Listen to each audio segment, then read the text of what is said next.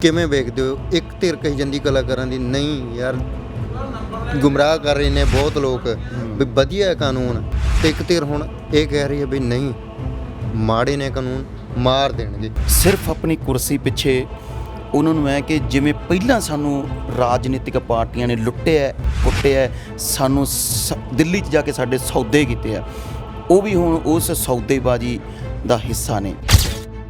ਜੇ ਕਿਸਾਨ ਹੀ ਮਰ ਗਿਆ, ਪੰਜਾਬ ਦੀ ਹੋਂਦ ਹੀ ਮਰ ਗਈ, ਤਾਂ ਫਿਰ ਗਾਉਣ ਦਾ ਤਾਂ ਮਤਲਬ ਹੀ ਨਹੀਂ। ਫਿਰ ਤਾਂ ਮਤਲਬ ਉਹਦੇ ਨਾਲ ਇਸ ਤੋਂ ਵੱਡੀ ਮਤਲਬ ਬੇਸ਼ਰਮੀ ਕੀ ਹੋ ਸਕਦੀ ਹੈ, ਜਾਂ ਇਸ ਤੋਂ ਬਾਅਦ ਤਾਂ ਫਿਰ ਬੰਦੇ ਨੂੰ ਨੱਕ ਡੁਬੋ ਕੇ ਮਰ ਜਾਣਾ ਚਾਹੀਦਾ, ਛਾਲ ਮਾਰ ਦੇਣੀ ਚਾਹੀਦੀ ਹੈ ਜੇ ਤੁਸੀਂ ਹੁਣ ਨਹੀਂ ਕਰੋਗੇ।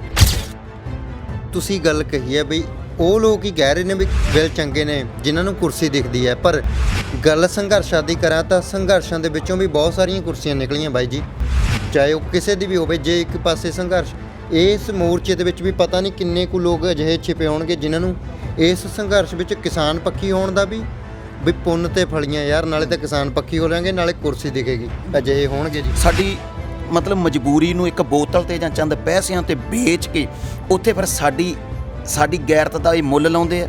ਇਹ ਆਪਦੀ ਬੋਲੀ ਲਵਾਉਂਦੇ ਆ ਪਹਿਲਾਂ, ਫਿਰ ਜਿਹਦੀ ਬੋਲੀ ਸਭ ਤੋਂ ਉੱਤੇ ਜਾਂਦੀ ਹੈ ਫਿਰ ਉਹ ਪੰਜਾਬ ਦੀ ਬੋਲੀ ਉਹਨਾਂ ਦੇ ਹਿੱਤ ਵੇਚ ਕੇ, ਉਹਨਾਂ ਦੇ ਅਧਿਕਾਰ ਵੇਚ ਕੇ, ਉਹਨਾਂ ਦਾ ਹੱਕ ਵੇਚ ਕੇ ਆਪਦੇ ਘਰ ਪਰ ਲੈਂਦੇ ਆ ਔਰ ਦਿੱਲੀ ਕੋਲ ਗਿਰਵੀ ਰੱਖਾਉਂਦੇ ਆ। ਸਾਨੂੰ ਕਿੰਨਾ ਚਿਰ ਚੰਗੀ ਲੀਡਰਸ਼ਿਪ ਲੈਣੀ ਪੈਣੀ ਆ। ਜੇ ਸੰਘਰਸ਼ ਚੋਂ ਵੀ ਨਿਕਲਦੀ ਆ ਤਾਂ ਜੀ ਸਦਕੇ ਨਿਕਲੇ, ਪਰ ਨਿਕਲੇ ਪੰਜਾਬ ਲਈ ਨਿਕਲੇ।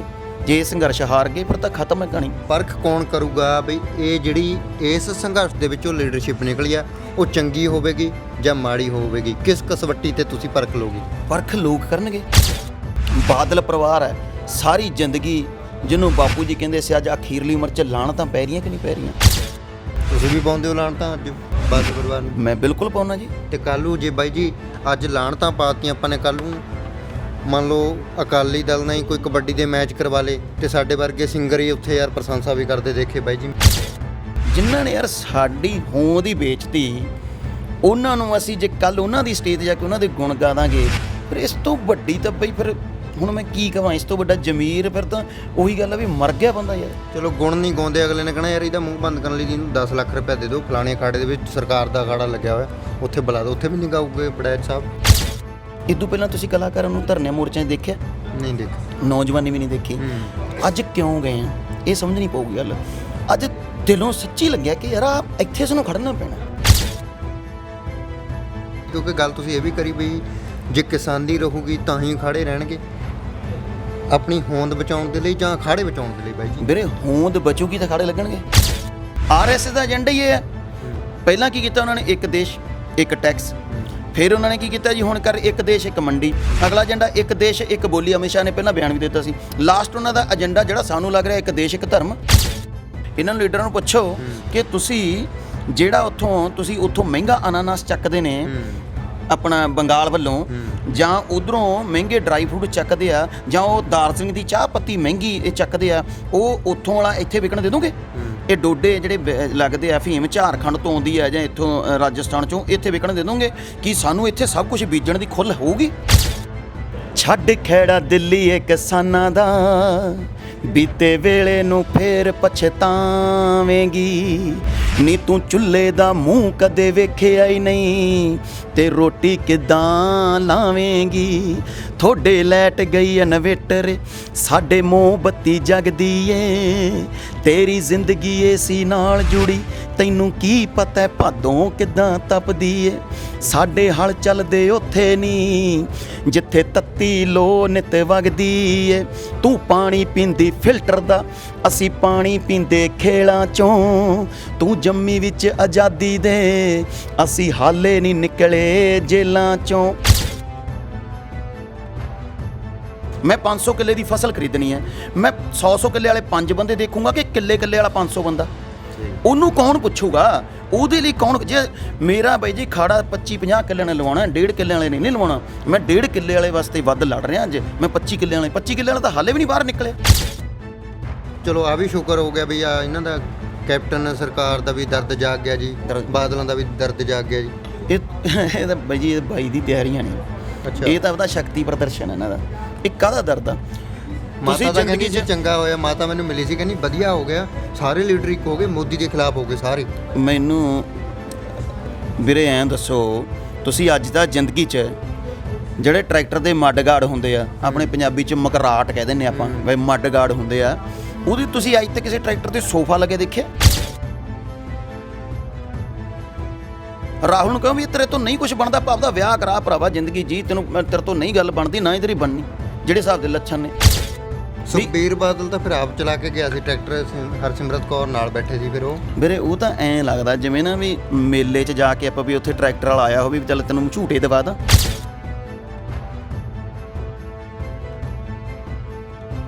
ਤੇਰੇ ਘਰ ਵਿੱਚ ਦੋ ਦੋ ਅਸਲੇ ਨੇ, ਇੱਕ ਪਿਸਟਲ ਇੱਕ ਦੁਨਾਲੀ ਨੀ, ਸਾਨੂੰ ਤਾਂ ਜਾਨੋਂ ਪਿਆਰੇ ਨੇ, ਇੱਕ ਹਲ ਤੇ ਇੱਕ ਪੰਜਾਲੀ ਨੀ, ਸਾਡੀ ਜ਼ਿੰਦਗੀ ਔੜਾ ਮਾਰੀਏ ਜਿਉਂ ਮਾਰੂ ਥਲ ਦੀ ਬੂਟੀ ਨੀ, ਤੂੰ ਮਾਲਕ ਆਪਣੀ ਮਰਜ਼ੀ ਦੀ ਫਿਰ ਹੋ ਜਾਏਗੀ ਮਜਬੂਰ ਦਿੱਲੀਏ, ਆ ਜਦ ਕਿਸਾਨ ਤੇਰੇ ਵੱਲ ਨੂੰ ਆਇਆ ਤੈਨੂੰ ਜਾਨ ਨਹੀਂ ਦੇਣਾ ਦੂਰ ਦਿੱਲੀਏ, ਤੇਰੀ ਮੇਰੀ ਕੁੰਡਲੀ ਤੇਰੀ ਸਾਡੀ ਕੁੰਡਲੀ ਨਾ ਆਪਸ ਦੇ ਵਿੱਚ ਢੁਕਦੀ ਏ, ਤੇਰੇ ਤੇ ਸਾਡੇ ਵਿੱਚ ਫਰਕ ਬਹੁਤ ਵੱਡਾ, ਹੋ ਦਿੱਲੀਏ ਗੱਲ ਸਾਰੀ ਇੱਥੇ ਮੁੱਕਦੀ ਏ।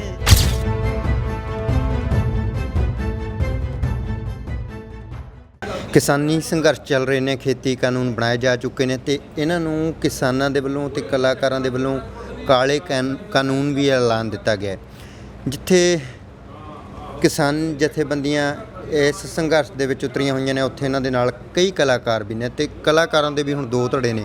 ਇੱਕ ਭਾਜਪਾ ਵੱਲ ਵੀ ਹੈਗਾ ਹੈ ਵੀ ਜਿਹੜਾ ਕਹਿੰਦਾ ਵੀ ਨਹੀਂ ਚੰਗੇ ਆ ਜੀ ਕਾਨੂੰਨ, ਉਹ ਤੁਹਾਨੂੰ ਪਤਾ ਹੈ ਕਿਹੜੇ ਕਿਹੜੇ ਕਲਾਕਾਰ ਨੇ, ਪਰ ਕੁਝ ਕਲਾਕਾਰ ਨੇ ਉਹ ਕਹਿੰਦੇ ਨੇ ਵੀ ਨਹੀਂ, ਕਿਸਾਨਾਂ ਨਾਲ ਧੱਕਾ, ਸਾਡੇ ਨਾਲ ਧੱਕਾ, ਤੇ ਉਹ ਧੱਕਾ ਨਹੀਂ ਹੋਣ ਦੇਵਾਂਗੇ। ਤੇ ਸਾਡੇ ਨਾਲ ਬਾਈ ਕਲਾਕਾਰ ਹੀ ਨੇ, ਸਿੰਗਰ ਨੇ ਬਾਈ ਗਲਬ ਬੜੈਚ, ਗੱਲਬਾਤ ਕਰਦੇ ਹਾਂ ਬਾਈ, ਬਹੁਤ ਸਵਾਗਤ। ਸਾਰੇ ਸਰੋਤਿਆਂ ਨੂੰ ਪੰਜਾਬੀ ਲੋਕ ਦੇ ਚੈਨਲ ਦੇ ਔਰ ਤੁਹਾਡੇ ਵੱਲੋਂ ਸਾਰੇ ਤੁਹਾਡੇ ਸੁਣਨ ਵਾਲੇ ਸਰੋਤਿਆਂ ਨੂੰ ਮੇਰੇ ਵੱਲੋਂ ਪਿਆਰ ਭਰੀ ਸਤਿ ਸ਼੍ਰੀ ਅਕਾਲ ਜੀ। ਬਾਈ ਜੀ ਕਿਵੇਂ ਵੇਖਦੇ ਹੋ, ਇੱਕ ਧਿਰ ਕਹੀ ਜਾਂਦੀ ਕਲਾਕਾਰਾਂ ਦੀ ਨਹੀਂ ਯਾਰ ਗੁੰਮਰਾਹ ਕਰ ਰਹੇ ਨੇ ਬਹੁਤ ਲੋਕ ਵੀ ਵਧੀਆ ਕਾਨੂੰਨ, ਤੇ ਇੱਕ ਧਿਰ ਹੁਣ ਇਹ ਕਹਿ ਰਹੀ ਹੈ ਵੀ ਨਹੀਂ ਮਾੜੇ ਨੇ ਕਾਨੂੰਨ, ਮਾਰ ਦੇਣਗੇ। ਦੇਖੋ, ਜਿਹੜੀ ਤਾਂ ਧਿਰ ਕਹਿ ਰਹੀ ਹੈ ਕਿ ਪੱਖ ਦੇ ਨੇ ਕਿਸਾਨਾਂ ਦੇ, ਉਹ ਪੋਲੀਟੀਕਲੀ ਰੰਗ ਦੇ ਵਿੱਚ ਇੰਨੇ ਕਿ ਰੰਗੇ ਗਏ ਲੱਗਦੇ ਆ ਕਿ ਉਹਨਾਂ ਨੂੰ ਹੁਣ ਲੋਕ ਹਿੱਤ ਨਹੀਂ ਦਿਖਦਾ, ਉਹਨਾਂ ਨੂੰ ਆਪਣੀ ਕੁਰਸੀ ਦਿਖ ਰਹੀ ਹੈ, ਸਿਰਫ ਆਪਣੀ ਕੁਰਸੀ ਪਿੱਛੇ ਉਹਨਾਂ ਨੂੰ ਹੈ ਕਿ ਜਿਵੇਂ ਪਹਿਲਾਂ ਸਾਨੂੰ ਰਾਜਨੀਤਿਕ ਪਾਰਟੀਆਂ ਨੇ ਲੁੱਟਿਆ ਕੁੱਟਿਆ, ਸਾਨੂੰ ਦਿੱਲੀ 'ਚ ਜਾ ਕੇ ਸਾਡੇ ਸੌਦੇ ਕੀਤੇ ਆ, ਉਹ ਵੀ ਹੁਣ ਉਸ ਸੌਦੇਬਾਜ਼ੀ ਦਾ ਹਿੱਸਾ ਨੇ। ਪਰ ਜਿਹੜੇ ਅਸੀਂ ਪਿੰਡਾਂ ਦੇ, ਅਸੀਂ ਇਹਨਾਂ ਪਿੰਡਾਂ 'ਚ ਅਖਾੜੇ ਲਾਉਂਦੇ ਹਾਂ, ਬਜ਼ੁਰਗਾਂ ਨੂੰ ਮਿਲਦੇ ਹਾਂ, ਅਸੀਂ ਪਹਿਲੀ ਗੱਲ ਤਾਂ ਕਿਸਾਨਾਂ ਦੇ ਪੁੱਤ ਹਾਂ, ਕਿਸਾਨੀ 'ਚੋਂ ਸਾਡੇ ਮਾਂ-ਬਾਪ ਨੇ ਕਿਸਾਨੀ 'ਚੋਂ ਪੈਸਾ ਕਰਕੇ ਸਾਡੇ ਤੇ ਲਾਇਆ, ਤਾਂ ਸਾਨੂੰ ਇੱਕ ਆਵਾਜ਼ ਪਰਮਾਤਮਾ ਨੇ ਦਿੱਤੀ, ਤਾਂ ਅਸੀਂ ਗਵਈਏ ਬਣੇ। ਅੱਜ ਜਿਹੜਾ ਉਹ ਟਾਈਮ ਹੈ ਕਿ ਇਹ ਆਵਾਜ਼ ਜਿਹਨੂੰ ਅਸੀਂ ਗਾਇਕੀ 'ਚ ਵਰਤਿਆ, ਇਹ ਆਵਾਜ਼ ਜਿਹੜੇ ਕਿਸਾਨਾਂ ਨੇ ਸਾਡੇ ਖਾੜੇ ਲਵਾਏ, ਕਲਾਕਾਰਾਂ ਦੇ ਘਰ ਭਰਦੇ ਆ, ਝੋਲੀਆਂ ਭਰਦੇ ਆ, ਉਹਨਾਂ ਦੀ ਆਵਾਜ਼ ਬਣੀਏ। ਗਾਇਕੀ ਦੀ ਆਵਾਜ਼ ਤੋਂ ਪਹਿਲਾ ਹਿੱਤ ਸਾਡਾ ਇਨਸਾਨੀਅਤ ਦਾ, ਕਿਸਾਨੀ ਦਾ, ਕਿਸਾਨ ਦਾ, ਪੰਜਾਬ ਦੀ ਹੋਂਦ ਨੂੰ ਬਚਾਉਣ ਦਾ। ਜੇ ਪੰਜਾਬ ਖੁਸ਼ਹਾਲ ਹੈ, ਪੰਜਾਬ ਦਾ ਕਿਸਾਨ ਖੁਸ਼ਹਾਲ ਹੈ, ਫਿਰ ਹੀ ਗਾਣੇ, ਹਾਸੇ, ਠੇਠੇ, ਖੇਡਾਂ ਚੰਗੀਆਂ ਲੱਗਦੀਆਂ ਨੇ। ਜੇ ਕਿਸਾਨ ਹੀ ਮਰ ਗਿਆ, ਪੰਜਾਬ ਦੀ ਹੋਂਦ ਹੀ ਮਰ ਗਈ, ਤਾਂ ਫਿਰ ਗਾਉਣ ਦਾ ਤਾਂ ਮਤਲਬ ਹੀ ਨਹੀਂ। ਫਿਰ ਤਾਂ ਮਤਲਬ ਉਹਦੇ ਨਾਲ ਇਸ ਤੋਂ ਵੱਡੀ ਮਤਲਬ ਬੇਸ਼ਰਮੀ ਕੀ ਹੋ ਸਕਦੀ ਹੈ, ਜਾਂ ਇਸ ਤੋਂ ਬਾਅਦ ਤਾਂ ਫਿਰ ਬੰਦੇ ਨੂੰ ਨੱਕ ਡੁਬੋ ਕੇ ਮਰ ਜਾਣਾ ਚਾਹੀਦਾ, ਛਾਲ ਮਾਰ ਦੇਣੀ ਚਾਹੀਦੀ ਹੈ। ਜੇ ਤੁਸੀਂ ਹੁਣ ਨਹੀਂ ਕਰੋਗੇ, ਕਿ ਜੇ ਅਸੀਂ ਇਹ ਕਹਿੰਦੇ ਹਾਂ ਕਿ ਇਹ ਬਿੱਲ ਹਾਲੇ ਵੀ ਕਿਸਾਨ ਪੱਖ ਦੇ ਆ, ਤਾਂ ਫਿਰ ਤਾਂ ਉਹਦੇ ਨਾਲ ਤਾਂ ਫਿਰ ਉਹ ਜ਼ਮੀਰ ਤੌਰ 'ਤੇ ਤਾਂ ਮਰਿਆ, ਉਹਨੂੰ ਸਰੀਰ ਤੌਰ 'ਤੇ ਮਰ ਜਾਣਾ ਚਾਹੀਦਾ। ਤੇ ਬਾਈ ਜੀ ਤੁਸੀਂ ਗੱਲ ਕਹੀ ਹੈ ਬਈ ਉਹ ਲੋਕ ਹੀ ਕਹਿ ਰਹੇ ਨੇ ਵੀ ਬਿੱਲ ਚੰਗੇ ਨੇ ਜਿਨ੍ਹਾਂ ਨੂੰ ਕੁਰਸੀ ਦਿਖਦੀ ਹੈ, ਪਰ ਗੱਲ ਸੰਘਰਸ਼ਾਂ ਦੀ ਕਰਾਂ ਤਾਂ ਸੰਘਰਸ਼ਾਂ ਦੇ ਵਿੱਚੋਂ ਵੀ ਬਹੁਤ ਸਾਰੀਆਂ ਕੁਰਸੀਆਂ ਨਿਕਲੀਆਂ ਬਾਈ ਜੀ, ਚਾਹੇ ਉਹ ਕਿਸੇ ਦੀ ਵੀ ਹੋਵੇ। ਜੇ ਇੱਕ ਪਾਸੇ ਸੰਘਰਸ਼, ਇਸ ਮੋਰਚੇ ਦੇ ਵਿੱਚ ਵੀ ਪਤਾ ਨਹੀਂ ਕਿੰਨੇ ਕੁ ਲੋਕ ਅਜਿਹੇ ਛਿਪੇ ਹੋਣਗੇ ਜਿਨ੍ਹਾਂ ਨੂੰ ਇਸ ਸੰਘਰਸ਼ ਵਿੱਚ ਕਿਸਾਨ ਪੱਖੀ ਹੋਣ ਦਾ ਵੀ ਪੁੰਨ ਤੇ ਫਲੀਆਂ ਯਾਰ, ਨਾਲੇ ਤਾਂ ਕਿਸਾਨ ਪੱਖੀ ਹੋ ਲਾਂਗੇ, ਨਾਲੇ ਕੁਰਸੀ ਦਿਖੇਗੀ, ਅਜਿਹੇ ਹੋਣਗੇ ਜੀ। ਇਹੋ ਜਿਹੇ ਵੀ ਹੈਗੇ ਆ। ਦੇਖੋ, ਕਦੇ ਵੀ ਸਮਾਜ ਇੱਕ ਨਹੀਂ ਹੁੰਦਾ। ਸਮਾਜ ਦੇ ਵਿੱਚ ਧਾਰਮਿਕ ਤੇ ਵਿਚਾਰਕ ਜਾਂ ਚੰਗਾ ਮਾੜਾ ਪੱਖ ਹਮੇਸ਼ਾ ਰਿਹਾ, ਜਿੱਥੇ ਨੇਕੀ ਆ ਉੱਥੇ ਬਦੀ ਵੀ ਹੈ। ਪਰ ਆਪਾਂ ਇੰਨੇ ਨਾ ਪੱਖੀ ਨਹੀਂ ਹੋ ਸਕਦੇ ਕਿ ਆਪਾਂ ਇਹ ਜੀ ਸੋਚ ਕੇ ਸੰਘਰਸ਼ ਹੀ ਨਾ ਲੜੀਏ। ਸੰਘਰਸ਼ ਤਾਂ ਲੜਨਾ ਪਊਗਾ। ਜਿਹੜਾ ਸੰਘਰਸ਼ ਦਿਲੋਂ ਨੇਕੀ, ਇਨਸਾਨੀਅਤ, ਆਪਣੀ ਇਮਾਨਦਾਰੀ ਨਾਲ ਦਿਲ ਇਰਾਦਾ ਕਰਕੇ ਲੜੂਗਾ ਤਾਂ ਜੰਗ ਜਿੱਤ ਜਾਵਾਂਗੇ। ਜੇ ਆਪਾਂ ਇਹੀ ਸੋਚਣ ਲੱਗ ਗਏ ਕਿ ਇੱਥੋਂ ਤਾਂ ਯਾਰ ਲੋਕ ਲੀਡਰ ਨਿਕਲ ਜਾਣਗੇ, ਇੱਥੋਂ ਤਾਂ ਯਾਰ ਨਿਕਲਣ, ਜੀ ਸਦਕੇ ਨਿਕਲਣ। ਜੇ ਸੰਘਰਸ਼ੋਂ ਨਿਕਲਣਗੇ ਤਾਂ ਸ਼ਾਇਦ ਉਹਨਾਂ ਦੀ ਇਨਸਾਨੀਅਤ ਗੈਰਤਮੰਦ ਹੋ ਕੇ ਸ਼ਾਇਦ ਨਿਕਲਣ ਕਿ ਕੱਲ੍ਹ ਨੂੰ ਜਿਹੜੀ ਚੀਜ਼ ਨੂੰ ਅਸੀਂ ਤਰਸੇ ਪਏ ਹਾਂ ਚੰਗੀ ਲੀਡਰਸ਼ਿਪ ਨੂੰ, ਸ਼ਾਇਦ ਉਹੀ ਨਿਕਲ ਜੇ। ਇਹਨੂੰ ਹਾਂ ਪੱਖੀ ਤੌਰ 'ਤੇ ਜੇ ਦੇਖੀਏ, ਪਰ ਇਹ ਸੰਘਰਸ਼ ਜਿੱਤਣਾ ਜ਼ਰੂਰੀ ਹੈ ਉੱਥੋਂ ਤੱਕ ਪਹੁੰਚਣ ਲਈ। ਤਾਂ ਨਿਕਲੇ ਹਾਂ ਪੱਖੀ ਅਗਰ ਨਿਕਲਦੇ ਆ ਤਾਂ ਲੀਡਰੀ ਤੋਂ ਚੰਗੀ ਲੀਡਰਸ਼ਿਪ ਨੂੰ ਤਾਂ ਬਾਈ ਜੀ ਇੰਨੀ ਅੰਦਰ ਕਹਿੰਦੇ ਖੋਹ ਨਹੀਂ ਪੈਂਦੀ, ਜਿਵੇਂ ਭੁੱਖ ਲੱਗਦੀ ਹੈ ਉਵੇਂ ਖੋਹ ਪੈਂਦੀ ਹੈ ਕਿ ਯਾਰ ਸਾਨੂੰ ਚੰਗਾ ਸਾਡਾ ਲੀਡਰ ਕਦੋਂ ਮਿਲੂਗਾ, ਕਦੋਂ ਸਾਨੂੰ ਯਾਰ ਸੇਧ ਮਿਲੂਗੀ, ਕਿੱਦਣ ਸਾਡੇ ਦਿੱਲੀ ਜਾ ਕੇ ਸਾਡੇ ਹਿੱਤ ਦੀ ਗੱਲ ਕੀਤੀ ਜਾਊਗੀ, ਕਿੰਨਾ ਚਿਰ ਸਾਡੇ ਇੱਥੇ ਸਾਨੂੰ ਸਾਡੀ ਮਤਲਬ ਮਜਬੂਰੀ ਨੂੰ ਇੱਕ ਬੋਤਲ 'ਤੇ ਜਾਂ ਚੰਦ ਪੈਸਿਆਂ 'ਤੇ ਵੇਚ ਕੇ ਉੱਥੇ ਫਿਰ ਸਾਡੀ ਗੈਰਤ ਦਾ ਇਹ ਮੁੱਲ ਲਾਉਂਦੇ ਆ। ਇਹ ਆਪਦੀ ਬੋਲੀ ਲਵਾਉਂਦੇ ਆ ਪਹਿਲਾਂ, ਫਿਰ ਜਿਹਦੀ ਬੋਲੀ ਸਭ ਤੋਂ ਉੱਤੇ ਜਾਂਦੀ ਹੈ ਫਿਰ ਉਹ ਪੰਜਾਬ ਦੀ ਬੋਲੀ ਉਹਨਾਂ ਦੇ ਹਿੱਤ ਵੇਚ ਕੇ, ਉਹਨਾਂ ਦੇ ਅਧਿਕਾਰ ਵੇਚ ਕੇ, ਉਹਨਾਂ ਦਾ ਹੱਕ ਵੇਚ ਕੇ ਆਪਦੇ ਘਰ ਪਰ ਲੈਂਦੇ ਆ ਔਰ ਦਿੱਲੀ ਕੋਲ ਗਿਰਵੀ ਰੱਖਾਉਂਦੇ ਆ। ਸਾਨੂੰ ਕਿੰਨਾ ਚਿਰ ਸਾਨੂੰ ਕੱਢਣੇ ਪੈਣਗੇ ਚੰਗੇ ਲੀਡਰ, ਚੰਗੀ ਲੀਡਰਸ਼ਿਪ ਲੈਣੀ ਪੈਣੀ ਆ। ਜੇ ਸੰਘਰਸ਼ 'ਚੋਂ ਵੀ ਨਿਕਲਦੀ ਆ ਤਾਂ ਜੀ ਸਦਕੇ ਨਿਕਲੇ, ਪਰ ਨਿਕਲੇ ਪੰਜਾਬ ਲਈ ਨਿਕਲੇ। ਜੇ ਇਹ ਸੰਘਰਸ਼ ਹਾਰ ਗਏ ਫਿਰ ਤਾਂ ਖਤਮ ਹੈ ਕਹਾਣੀ। ਪਰਖ ਕੌਣ ਕਰੂਗਾ ਬਈ ਇਹ ਜਿਹੜੀ ਇਸ ਸੰਘਰਸ਼ ਦੇ ਵਿੱਚੋਂ ਲੀਡਰਸ਼ਿਪ ਨਿਕਲੀ ਆ ਉਹ ਚੰਗੀ ਹੋਵੇਗੀ ਜਾਂ ਮਾੜੀ ਹੋਵੇਗੀ? ਕਿਸ ਕਸਵੱਟੀ ਤੇ ਤੁਸੀਂ ਪਰਖ ਲਓਗੇ ਜੀ? ਪਰਖ ਲੋਕ ਕਰਨਗੇ। ਲੋਕਾਂ ਨੇ ਬਣਾਇਆ, ਲੋਕਾਂ ਨੇ ਹੀ ਨਕਾਰਿਆ। ਲੋਕ ਸਿਰਫ ਜਿੰਨੀਆਂ ਵੀ ਜਮਾਤਾਂ ਨੂੰ ਹੁਣ ਤੱਕ ਲੋਕ ਸਵੀਕਾਰਦੇ ਰਹੇ ਆ ਤੇ ਉਹ ਜਮਾਤਾਂ ਤਾਂ ਬਾਅਦ ਦੇ ਵਿੱਚ ਇਹ ਕਹਿੰਦੇ ਆਪਾਂ ਵੀ ਇਹ ਲੁਟੇਰੀਆਂ ਨਿਕਲੀਆਂ ਤਾਂ ਆਪਾਂ ਹੁਣ ਤੱਕ ਮਰੇ ਆ। ਮੈਂ ਉਹੀ ਕਹਿੰਦਾ ਜਿੰਨਾ ਚਿਰ ਆਪਾਂ ਨਾ ਪੱਖੀ ਰਵਾਂਗੇ ਹਾਂ ਪੱਖੀ ਹੁਣ ਤੱਕ, ਜੇ ਆਪਾਂ ਇਹ ਗੱਲ ਠੀਕ ਹੈ ਕਿ ਜਿੰਨਾ ਚਿਰ ਵੀ ਪੰਜਾਬ ਮਰਿਆ ਤਾਂ ਮੋਸਟਲੀ ਤਾਂ ਗੱਦਾਰੀਆਂ ਕਰਕੇ ਹੀ ਮਰਿਆ। ਪਰ ਜਿਵੇਂ ਅੱਜ ਪਹਿਲਾਂ ਧਰਨਿਆਂ ਦੇ ਵਿੱਚ ਨੌਜਵਾਨੀ ਨਹੀਂ ਸੀ ਜਾਂਦੀ, ਬੇਸ਼ੱਕ ਪਹਿਲੇ ਦਿਨ ਬਈ ਜੀ ਜਦੋਂ ਅਸੀਂ ਗਏ ਸੀ ਤਾਂ ਸਾਨੂੰ ਫੋਟੋਆਂ ਕਰਾਉਣ ਵਾਲੇ ਤਾਂ ਸਟੇਜ 'ਤੇ ਕਹਿੰਦੇ ਸੀ ਗਾਣਾ ਸੁਣਾਓ। ਅੱਜ ਜਦੋਂ ਅਸੀਂ ਬੋਲਦੇ ਹਾਂ, ਜਦੋਂ ਗੱਲਾਂ ਦੱਸਦੇ ਹਾਂ, ਨੁਕਸਾਨ ਦੱਸਦੇ ਹਾਂ ਕਿ ਕਿਵੇਂ ਪੰਜਾਬ ਮਰੂਗਾ, ਉਹ ਲੋਕ ਸਾਨੂੰ ਇਹ ਨਹੀਂ ਕਹਿੰਦੇ ਫੋਟੋ ਖਿਚਾਓ ਜਾਂ ਗਾਣਾ, ਉਹ ਗੱਲ ਸੁਣਦੇ ਆ, ਲੂੰ ਕੰਡੇ ਖੜੇ ਹੁੰਦੇ ਆ। ਬੀਬੀਆਂ ਕਹਿੰਦੀਆਂ ਕਿ ਪੁੱਤ ਸ਼ੁਕਰ ਆ ਕਿ ਆ ਸਾਡੀ ਨੌਜਵਾਨੀ ਆਉਣ ਲੱਗੀ ਆ। ਤਾਂ ਐਵੇਂ ਹੀ ਕਹਿੰਦੇ ਇਕੱਲੇ ਇਕੱਲੇ ਨਾਲ ਕਾਰਵਾ ਬਣਦਾ, ਲੋਕ ਆਉਣਗੇ। ਕੱਲ੍ਹ ਦਾ ਭੁੱਖ ਕਿਹਨੇ ਦੇਖਿਆ, ਕੌਣ ਵਿਕ ਜੂਗਾ ਕੌਣ ਨਹੀਂ। ਜਿਹੜਾ ਵਿਕ ਜੂਗਾ ਜ਼ਮੀਰ ਤਾਂ ਹੈਗਾ ਨਾ ਹਰ ਲੋਕਾਂ 'ਚ, ਕਿਹਦਾ ਜ਼ਮੀਰ ਹੈ? ਅੱਜ ਜੇ ਬਾਦਲ ਪਰਿਵਾਰ ਹੈ ਸਾਰੀ ਜ਼ਿੰਦਗੀ ਜਿਹਨੂੰ ਬਾਪੂ ਜੀ ਕਹਿੰਦੇ ਸੀ, ਅੱਜ ਅਖੀਰਲੀ ਉਮਰ 'ਚ ਲਾਹਣਤਾਂ ਪੈ ਰਹੀਆਂ ਕਿ ਨਹੀਂ ਪੈ ਰਹੀਆਂ? ਪੈ ਰਹੀਆਂ ਨਾ। ਤਾਂ ਇਹ ਇਸ ਤੋਂ ਵੱਡੀ ਇਨਸਾਨ ਹੈ। ਜੇ ਆਪਣੀ ਬਾਈ ਜੀ ਮਰ ਗਏ, ਇਹ ਬਿੱਲ ਤੋਂ ਆਪਾਂ ਹਾਰ ਗਏ ਤਾਂ ਉਸ ਤੋਂ ਅੱਗੇ ਸੰਘਰਸ਼ ਹੀ ਨਹੀਂ। ਲਾਹਣਤ ਅੱਜ ਕਿੰਨੇ ਲੀਡਰ ਨੇ ਜਿਹੜੇ ਕਿ ਪਿਛਲੀ ਉਮਰੇ ਆ ਕੇ ਆਪਣਾ ਸਾਰਾ ਕੁਝ ਹੀ ਪੈਸੇ 'ਚ ਹੋਊਗਾ ਉਹਨਾਂ ਕੋਲ। ਤੁਸੀਂ ਵੀ ਪਾਉਂਦੇ ਹੋ ਲਾਹਣਤਾਂ ਅੱਜ ਬਾਦਲ ਪਰਿਵਾਰ ਨੂੰ? ਮੈਂ ਬਿਲਕੁਲ ਪਾਉਣਾ ਜੀ। ਤੇ ਕੱਲ੍ਹ ਨੂੰ ਜੇ ਬਾਈ ਜੀ ਅੱਜ ਲਾਹਣਤਾਂ ਪਾਤੀਆਂ ਆਪਾਂ ਨੇ, ਕੱਲ੍ਹ ਨੂੰ ਮੰਨ ਲਓ ਅਕਾਲੀ ਦਲ ਨਾਲ ਹੀ ਕੋਈ ਕਬੱਡੀ ਦੇ ਮੈਚ ਕਰਵਾ ਲੇ ਤੇ ਸਾਡੇ ਵਰਗੇ ਸਿੰਗਰ ਹੀ ਉੱਥੇ ਯਾਰ ਪ੍ਰਸ਼ੰਸਾ ਵੀ ਕਰਦੇ ਦੇਖੇ ਬਾਈ ਜੀ। ਮੈਂ ਜਿਹੜੇ ਕਰਦੇ ਆ ਉਹਨਾਂ ਨੇ ਆਪਣੇ ਪਰਸਨਲ ਹਿੱਤ ਲਏ ਆ, ਉਹਨਾਂ ਨੇ ਚੇਅਰਮੈਨੀਆਂ ਲਈਆਂ ਨੇ। ਫਿਰ ਜਦੋਂ ਲੋਕਾਂ ਨੇ ਉਹਨਾਂ ਨੂੰ ਲਾਹਣਤਾਂ ਪਾਈਆਂ ਫਿਰ ਛੱਡੀਆਂ ਕਿ ਨਹੀਂ ਛੱਡੀਆਂ? ਉਹਨਾਂ ਨੇ ਚੇਅਰਮੈਨੀਆਂ ਛੱਡੀਆਂ ਵੀ ਨੇ, ਉਹ ਮੁੜ ਗਾਇਕੀ 'ਚ ਵੀ ਆਏ ਨੇ। ਔਰ ਅਸੀਂ ਨਾ ਤਾਂ ਇਹ ਕੰਮ ਕੀਤਾ ਨਾ ਹੀ ਕਰਾਂਗੇ। ਮੈਂ ਆਪਣਾ ਕਹਿ ਸਕਦਾ, ਜੇ ਤੁਸੀਂ ਅੱਜ ਜਿਨ੍ਹਾਂ ਨੇ ਯਾਰ ਸਾਡੀ ਹੋਂਦ ਹੀ ਵੇਚਤੀ, ਉਹਨਾਂ ਨੂੰ ਅਸੀਂ ਜੇ ਕੱਲ੍ਹ ਉਹਨਾਂ ਦੀ ਸਟੇਜ ਜਾ ਕੇ ਉਹਨਾਂ ਦੇ ਗੁਣ ਗਾ ਦਾਂਗੇ, ਫਿਰ ਇਸ ਤੋਂ ਵੱਡੀ ਤਾਂ ਬਈ ਫਿਰ ਹੁਣ ਮੈਂ ਕੀ ਕਹਾਂ, ਇਸ ਤੋਂ ਵੱਡਾ ਜ਼ਮੀਰ ਫਿਰ ਤਾਂ ਉਹੀ ਗੱਲ ਆ ਵੀ ਮਰ ਗਿਆ ਬੰਦਾ ਯਾਰ। ਚਲੋ ਗੁਣ ਨਹੀਂ ਗਾਉਂਦੇ, ਅਗਲੇ ਨੇ ਕਹਿਣਾ ਯਾਰ ਇਹਦਾ ਮੂੰਹ ਬੰਦ ਕਰਨ ਲਈ ਇਹਨੂੰ 10 ਲੱਖ ਰੁਪਏ ਦੇ ਦਿਓ, ਫਲਾਣੇ ਅਖਾੜੇ ਦੇ ਵਿੱਚ ਸਰਕਾਰ ਦਾ ਅਖਾੜਾ ਲੱਗਿਆ ਹੋਇਆ ਉੱਥੇ ਬੁਲਾ ਦਿਓ, ਉੱਥੇ ਵੀ ਨਹੀਂ ਗਾਊਗੇ ਵੜੈਚ ਸਾਹਿਬ? ਜਿਵੇਂ ਕੋਈ ਸਰਕਾਰੀ ਟੂਰਨਾਮੈਂਟ ਹੁੰਦੇ ਆ ਜਾਂ ਫਿਰ ਸਰਕਾਰਾਂ ਕਰਵਾਉਂਦੀਆਂ ਵੱਡੇ ਟੂਰਨਾਮੈਂਟ ਤੇ ਉੱਥੇ ਅਖਾੜੇ ਵੀ ਲਗਾਉਂਦੀਆਂ ਤੇ ਉੱਥੇ ਤੁਹਾਡੇ ਵਰਗੇ ਅੱਜ ਇੱਥੇ ਬੋਲਦੇ ਦੇਖ ਕੇ ਤੁਹਾਡੇ ਵਰਗਿਆਂ ਨੂੰ ਗੁਣ ਬੇਸ਼ੱਕ ਨਾ ਗਾਇਓ, ਅਗਲਾ ਕਹਿੰਦਾ ਗਾਣਾ ਹੀ ਗਾ ਦਿਓ ਸਰਕਾਰੀ ਸਟੇਜ ਤੋਂ। ਦੇਖੋ ਜਿਵੇਂ ਹੁੰਦੇ ਨਾ ਕੁਝ ਸਮਾਗਮ ਹੁੰਦੇ ਆ, ਜਿਵੇਂ ਪੋਲੀਟੀਕਲੀ ਜਦੋਂ ਕੋਈ ਵੀ ਪਾਵਰ 'ਚ ਸਰਕਾਰ ਹੁੰਦੀ ਹੈ, ਜਿਵੇਂ 15 ਅਗਸਤ ਦੇ ਸਮਾਗਮ ਆ, 26 ਜਨਵਰੀ ਦੇ ਸਮਾਗਮ, ਉਹ ਸਮਾਗਮ ਦੇ ਵਿੱਚ ਬੇਸ਼ੱਕ ਇੱਕ ਪੋਲੀਟੀਕਲੀ ਜਿਹੜੀ ਪਾਵਰ ਹੁੰਦੀ ਹੈ ਸਰਕਾਰ ਉਹ ਕਰਾਉਂਦੀ ਹੈ, ਉਹ ਸਰਕਾਰ ਕਰਾਉਂਦੀ, ਉਹ ਕੋਈ ਪੋਲੀਟੀਕਲੀ ਪਾਰਟੀ ਨਹੀਂ ਕਰਾਉਂਦੀ। ਉਹਦੇ 'ਚ ਜਾਣਾ ਤਾਂ ਸਾਰੇ ਜਾਂਦੇ ਆ, ਜਾਣਾ ਵੀ ਹੈ।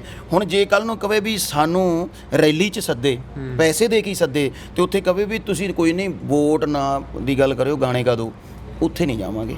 ਨਾ ਕਿਸੇ ਪਾਰਟੀ ਲਈ ਵੋਟ ਮੰਗਾਂਗੇ, ਠੀਕ ਆ, ਇਸ ਸੰਘਰਸ਼ ਦੇ ਰਾਹ 'ਤੇ ਚੱਲਦੇ ਹੋਏ, ਤੇ ਨਾ ਹੀ ਉੱਥੇ ਜਾ ਕੇ ਗਾਵਾਂਗੇ। ਕਿਉਂਕਿ ਜਿਹੜੀ ਰੈਲੀ ਹੈ, ਅਗਰ ਆਪਾਂ ਵੋਟ ਨਹੀਂ ਮੰਗਦੇ, ਇੰਡਾਇਰੈਕਟਲੀ ਤਾਂ ਆਪਾਂ ਇਕੱਠ ਕਰਕੇ ਦੇ ਰਹੇ ਹਾਂ ਨਾ। ਮੈਂ ਜੇ ਇਹ ਨਹੀਂ ਕਹੂੰਗਾ ਵੀ ਆਹ ਪਾਰਟੀ 'ਚ ਮੈਂ ਆਇਆ ਜੀ ਇਹਨਾਂ ਨੂੰ ਵੋਟ ਪਾਓ, ਜੇ ਨਹੀਂ ਵੀ ਕਹਿੰਦਾ ਇਕੱਲਾ ਗਾਣਾ ਹੀ ਗਾਉਣਾ, ਪਰ ਇੰਡਾਇਰੈਕਟਲੀ ਹੈ ਗਏ ਤਾਂ ਆਪਾਂ ਰੈਲੀ 'ਚ ਹੀ ਆ ਨਾ ਕਿਸੇ ਪੋਲੀਟੀਕਲੀ ਪਾਰਟੀ। ਇਹ ਸੋਚਣਾ ਪੈਣਾ। ਮੈਂ ਆਪਣੀ ਗੱਲ ਤਾਂ ਕਰ ਸਕਦਾ, ਕਿਸੇ ਦੀ ਨਹੀਂ ਕਰ ਸਕਦਾ, ਕਿਉਂਕਿ ਜਦ ਭਾਈ ਪਹਿਲਾਂ ਅਸੀਂ ਵੀ ਨਹੀਂ ਸੀ ਜਾਂਦੇ। ਇਦੋਂ ਪਹਿਲਾਂ ਤੁਸੀਂ ਕਲਾਕਾਰਾਂ ਨੂੰ ਧਰਨੇ ਮੋਰਚਿਆਂ 'ਚ ਦੇਖਿਆ? ਨਹੀਂ ਦੇਖਿਆ। ਨੌਜਵਾਨੀ ਵੀ ਨਹੀਂ ਦੇਖੀ। ਅੱਜ ਕਿਉਂ ਗਏ ਆ ਇਹ ਸਮਝਣੀ ਪਊਗੀ ਗੱਲ।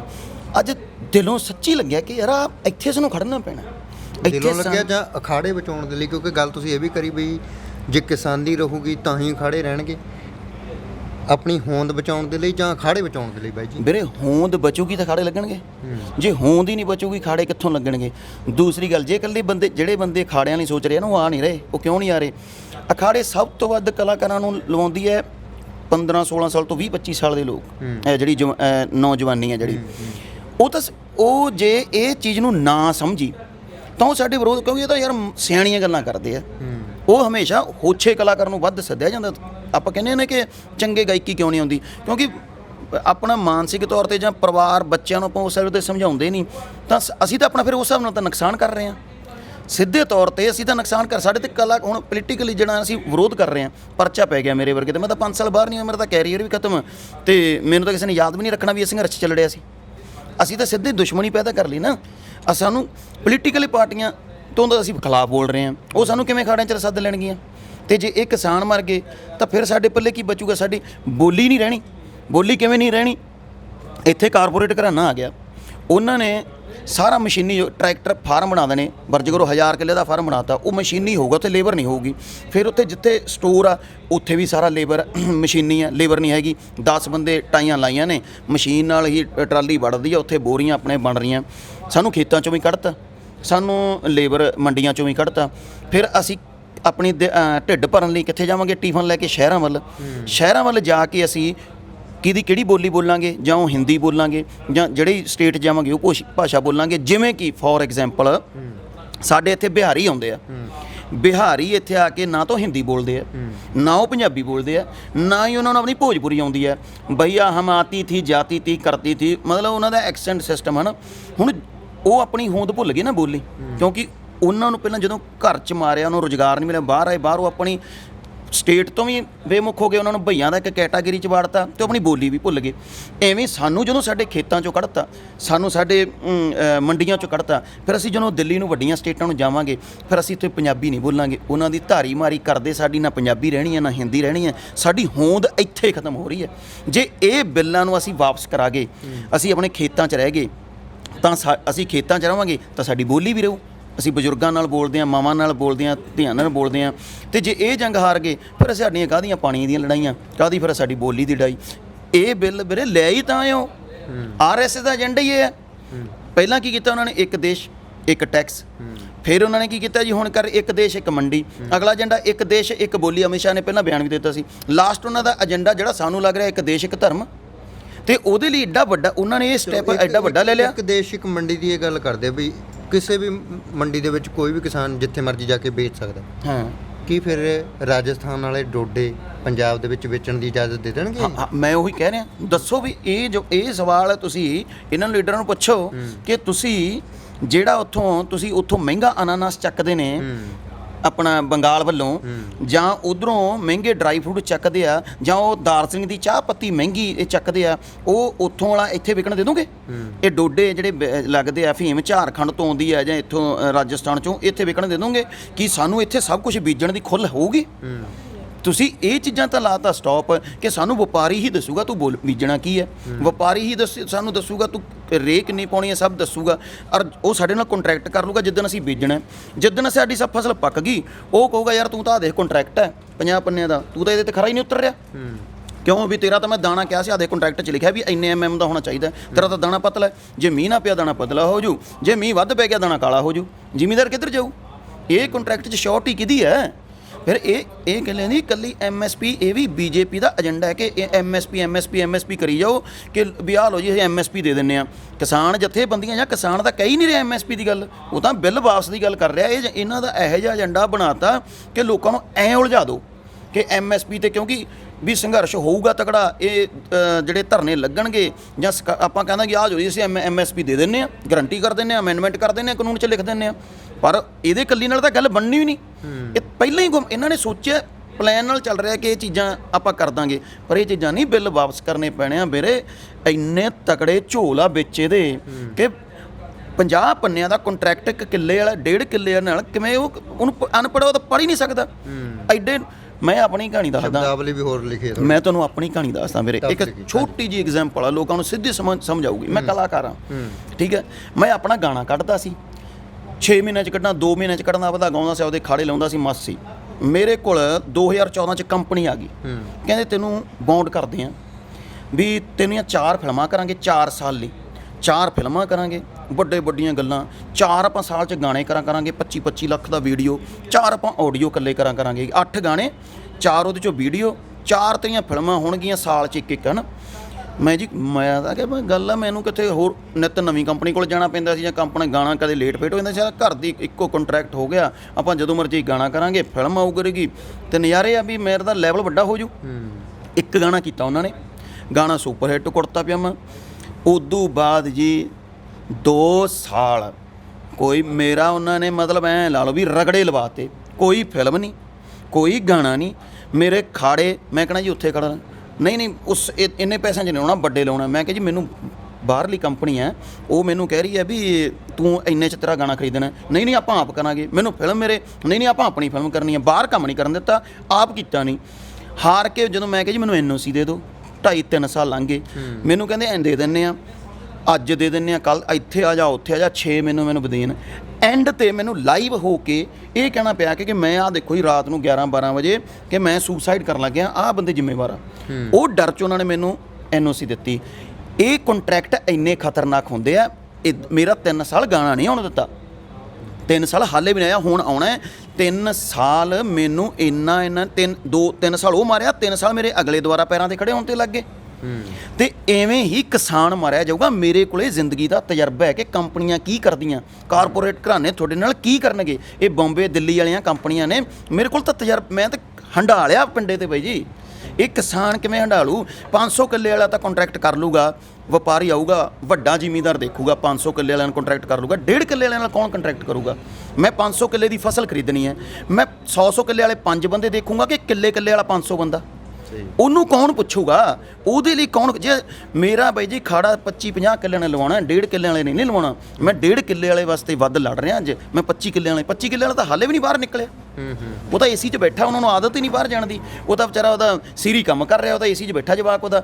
ਤੇ ਉਹ ਗਾਇਕ ਵੀ ਨਹੀਂ ਬਾਹਰ ਨਿਕਲੇ, ਜਿਹੜੇ ਚਾਹੇ ਛੋਟੇ ਆ ਚਾਹੇ ਵੱਡੇ, ਜਿਹੜੇ ਹਰ ਸਕਿੰਟ ਦੇ ਉੱਤੇ ਗੋਲੀਆਂ ਚਲਾਉਣ ਦੀ ਗੱਲ ਕਰਦੇ ਆ, 36 ਆਪਣੇ ਉੱਤੇ ਪਰਚੇ ਦੱਸਦੇ ਆ, ਤੇਰੇ ਯਾਰ ਤੇ ਚੱਲਦੇ 36 ਪਰਚੇ ਫਲਾਣਾ ਧਮਾਣਾ। ਤੇ ਉਹ ਮੈਨੂੰ ਤਾਂ ਲੱਗਿਆ ਸੀ ਵੀ ਜਿਸ ਤਰ੍ਹਾਂ ਹੁਣ ਸੰਘਰਸ਼ ਸ਼ੁਰੂ ਹੋਇਆ ਵੀ ਇਹ ਤਾਂ ਬਾਈ ਬੰਦੂਕਾਂ ਪਾ ਕੇ ਆਉਣਗੇ ਹੁਣ ਗਲਾਂ ਦੇ ਵਿੱਚ। ਦੇਖੋ ਅੱਧੇ ਕਲਾਕਾਰ ਜਿਹੜੇ ਇਹਨਾਂ ਦੀ ਗੱਲ ਕਰਦੇ ਹੋ, ਅੱਧੇ ਦਾ ਹੀ ਸਿੱਧੀ ਤੌਰ ਤੇ ਸਰਕਾਰਾਂ ਹੀ ਕੰਮ ਕਰ ਰਹੇ ਆ। ਇਹ ਇਤਿਹਾਸ ਰਿਹਾ ਕਲਾਕਾਰਾਂ ਦਾ। ਇਹ ਵੀ ਸਰਕਾਰਾਂ ਨੇ ਪੈਦਾ ਕੀਤੇ, ਸਰਕਾਰਾਂ ਨੇ ਉਹਨਾਂ ਨੂੰ ਵਰਤਿਆ ਸਮੇਂ। ਹੁਣ ਵੀ ਹੋ ਰਿਹਾ। ਔਰ ਅੱਧੇ ਉਹ ਨੇ ਕਲਾਕਾਰ ਜਿਹੜੇ ਕਹਿਣ ਨੂੰ ਪੰਜਾਬੀ ਕਲਾਕਾਰਾਂ ਨੇ, ਪਰ ਉਹਨਾਂ ਦਾ ਜਿਹੜਾ ਬਿਜ਼ਨਸ ਸਰਕਟ ਉਹ ਹੈਗਾ ਕਲੱਬਾਂ ਦਾ। ਕਲੱਬਾਂ ਦੇ ਵਿੱਚ ਗਾਉਂਦੇ ਆ। ਉਹਨਾਂ ਦਾ ਯਾਰ ਇਹ ਤਾਂ ਜ਼ਿਮੀਂਦਾਰਾਂ ਜੱਟਾਂ ਦਾ ਮਸਲਾ ਹੈ, ਇਹ ਸ਼ਹਿਰਾਂ ਦਾ ਮਸਲਾ ਹੀ ਨਹੀਂ ਵੀ ਸਾਡੇ ਤਾਂ ਕਲੱਬਾਂ ਸ਼ੋਅ ਲੱਗਣੇ ਆ। ਹਾਲਾਂਕਿ ਇਹਨਾਂ ਨੂੰ ਇਹ ਨਹੀਂ ਪਤਾ ਇਹ ਵਪਾਰੀ ਤੇ ਸ਼ਹਿਰਾਂ 'ਤੇ ਵੀ ਮਾਰ ਪੈਣੀ ਹੈ। ਉਹ ਆ ਹੀ ਨਹੀਂ ਰਹੇ। ਉਹਨਾਂ ਨੂੰ ਇਹ ਤਾਂ ਸਾਡਾ ਮਸਲਾ ਨਹੀਂ ਹੈਗਾ। ਅਸੀਂ ਪਿੰਡਾਂ ਦੇ ਖਾੜੇ, ਅਸੀਂ ਪਿੰਡਾਂ ਨਾਲ ਜੁੜੇ ਹਾਂ। ਸਾਨੂੰ ਇਹ ਦਰਦ ਪਤਾ ਹੈ ਕਿ ਕਿੱਲੇ 2 ਕਿੱਲੇ ਵਾਲਾ ਕਿਵੇਂ ਮਰੂਗਾ। ਸਭ ਤੋਂ ਪਹਿਲਾਂ ਉਹਦੀ ਦੁਰਦਸ਼ਾ ਜਿਹੜੀ ਹੋਣੀ ਹੈ। ਇਹ ਜਦੋਂ ਜਿੰਨਾ ਚਿਰ ਦਰਦ ਨਹੀਂ ਬਾਈ ਜੀ ਐਂ ਨਹੀਂ ਨਿਕਲਿਆ ਜਾਂਦਾ, ਸਾਨੂੰ ਨਹੀਂ ਪਤਾ ਸਾਡੇ ਤੇ ਪਰਚੇ ਪੈਣਗੇ। ਚਲੋ ਚਾਹੇ ਉਹਦੇ ਨਾਲ ਆ, ਵਿਦਰੋਹ ਨਾਲ ਆ, ਚਲੋ ਆ ਵੀ ਸ਼ੁਕਰ ਹੋ ਗਿਆ ਵੀ ਆ ਇਹਨਾਂ ਦਾ ਕੈਪਟਨ ਸਰਕਾਰ ਦਾ ਵੀ ਦਰਦ ਜਾਗ ਗਿਆ ਜੀ, ਬਾਦਲਾਂ ਦਾ ਵੀ ਦਰਦ ਜਾਗ ਗਿਆ ਜੀ। ਇਹ ਤਾਂ ਬਾਈ ਜੀ ਇਹ ਬਾਈ ਦੀ ਤਿਆਰੀਆਂ ਨੇ। ਅੱਛਾ, ਇਹ ਤਾਂ ਉਹਦਾ ਸ਼ਕਤੀ ਪ੍ਰਦਰਸ਼ਨ ਹੈ ਇਹਨਾਂ ਦਾ। ਇਹ ਕਾਹਦਾ ਦਰਦ ਆ? ਮਾਤਾ ਦਾ ਕਹਿੰਦੀ ਸੀ ਚੰਗਾ ਹੋਇਆ, ਮਾਤਾ ਮੈਨੂੰ ਮਿਲੀ ਸੀ, ਕਹਿੰਦੀ ਵਧੀਆ ਹੋ ਗਿਆ, ਸਾਰੇ ਲੀਡਰ ਇੱਕ ਹੋ ਗਏ, ਮੋਦੀ ਦੇ ਖਿਲਾਫ ਹੋ ਗਏ ਸਾਰੇ। ਮੈਨੂੰ ਵੀਰੇ ਐਂ ਦੱਸੋ, ਤੁਸੀਂ ਅੱਜ ਦਾ ਜ਼ਿੰਦਗੀ 'ਚ ਜਿਹੜੇ ਟਰੈਕਟਰ ਦੇ ਮੱਡਗਾਰਡ ਹੁੰਦੇ ਆ, ਆਪਣੇ ਪੰਜਾਬੀ 'ਚ ਮਕਰਾਟ ਕਹਿ ਦਿੰਦੇ ਆਪਾਂ, ਬਈ ਮੱਡਗਾਰਡ ਹੁੰਦੇ ਆ, ਉਹਦੀ ਤੁਸੀਂ ਅੱਜ ਤੱਕ ਕਿਸੇ ਟਰੈਕਟਰ 'ਤੇ ਸੋਫਾ ਲੱਗੇ ਦੇਖਿਆ? ਨਾ।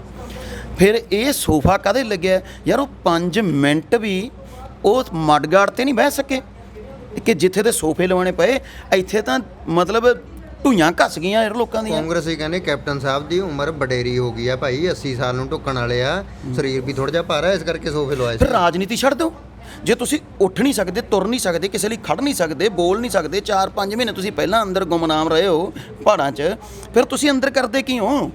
ਫਿਰ ਤੁਸੀਂ ਛੱਡ ਦਿਓ ਰਾਜਨੀਤੀ, ਕਿਸੇ ਨੌਜਵਾਨ ਨੂੰ ਆਉਣ ਦਿਓ ਜਿਹੜਾ ਟਰੈਕਟਰ ਚਲਾ ਕੇ ਆਵੇ।